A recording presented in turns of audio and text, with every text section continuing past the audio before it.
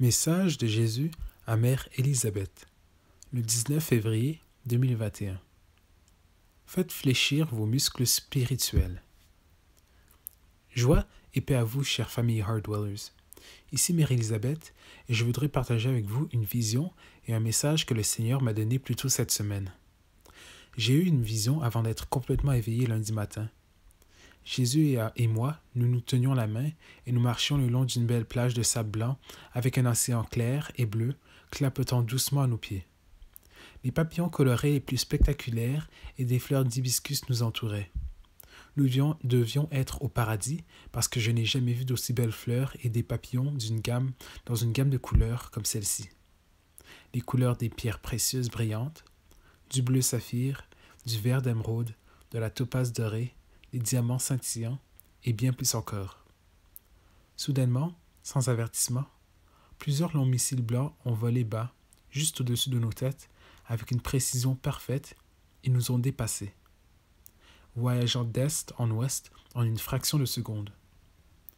Le cœur battant dans la poitrine, et pensant que ces missiles se dirigeaient vers les États-Unis, je me suis tourné vers Jésus.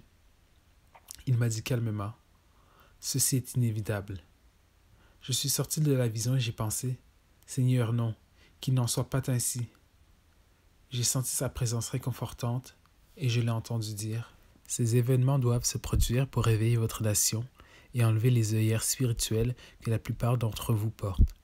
Mes précieuses, je suis à la porte et j'ai besoin que vous commenciez à fléchir vos muscles spirituels, c'est-à-dire, vous devez voir les gens, les circonstances et les situations à travers mes yeux, mon cœur et mon amour. » Jésus, ai-je dit, comment pouvons-nous accomplir cela et comment devons-nous vraiment comprendre ton cœur?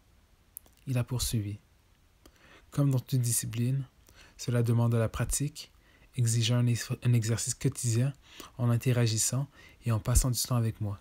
Quand il a dit cela m'a rappelé Éphésiens 6:10, où il est dit « Sois fort dans le Seigneur et dans sa force toute puissante. » Ce verset nous encourage également à ne pas perdre cœur. Le Seigneur a continué. Les muscles spirituels peuvent être entraînés et bien développés. Vous pouvez tous vivre transformés à mon image, victorieux par l'habitation de mon esprit. Cela, si vous apprenez à écouter ma voix, en passant du temps en ma présence, ainsi que dans la prière et la méditation sur ma parole. Lorsque vous vous réveillez le matin et que l'ennemi commence à vous frapper avec des sentiments profonds de désespoir, de léthargie spirituelle et de paresse, venez immédiatement à moi et je restaurerai votre âme. Je pensais à quel point je me sens inapte des fois, spirituellement en faillite et dépourvu de toute émotion, lorsque le Seigneur a fait interruption dans mes pensées et a dit « Beaucoup de mes serviteurs les plus fidèles, Élie, David, Moïse, Josué, Jonas, Jérémie, ont parfois souffert de faiblesses spirituelles. Mes proches, soyez déterminés à me connaître plus intimement en plongeant dans les Écritures pour comprendre mon caractère. Développez une conscience de moi, de mon Père et de mon esprit tout au long de la journée, même lors d'activités banales. Pratiquez l'expérience de ma présence, parlez à votre Dieu à voix haute en lavant la vaisselle ou en cherchant une place de parking. Avec une utilisation quotidienne, cela deviendra une habitude pour vous. Collectionnez des versets inspirants, des livres saints et de la musique qui concentre vos pensées et votre cœur sur moi et les pensées célestes. Les Écritures peuvent être placées partout dans vos maisons, près de votre porte d'entrée lorsque vous allez et venez. Priez d'abord avant toute activité que vous faites.